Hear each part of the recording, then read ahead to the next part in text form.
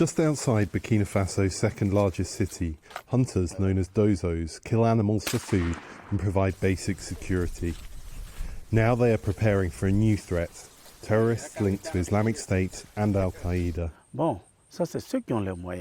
The majority of our guns are shotguns. How can we shoot someone at 300 meters? You see, it's difficult. We not only need military training, but also we need weapons to be able to defend. Analysts say it is likely the dozos will play a military role in the southwest too, although similar groups have been criticised for acting as vigilantes and carrying out extrajudicial killings. Just 7 miles away from where these dozos patrol, members of the group clashed with unknown gunmen earlier this year. There have been at least 30 security incidents, including kidnappings and violence against security services, in the last year in the southwest. Today, we realize that it's no longer a religious problem, but people who are looking for something, that is, money to satisfy their needs. But in this case, they can't get it because they have to kill people. Their domain is usually drugs, and where there is gold and silver, they are there. And now often, they even take animals to eat or sell them for money.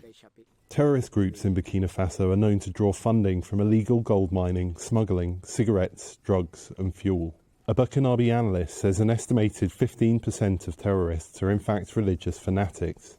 Terrorist expert Jacob Urede Batiola, meanwhile, says alarm bells are ringing beyond Burkina Faso. I think we have to place the movements in the west of Burkina Faso in context. There have also been incursions of terrorist attacks in Ivory Coast and Grand Bassam. Because of these incursions, it now seems possible terrorism could spread beyond the Sahel to the Atlantic coast, where they can carry out attacks from. In my opinion, to slow down the descent of the West into terrorism, we need the intelligence service and special forces units.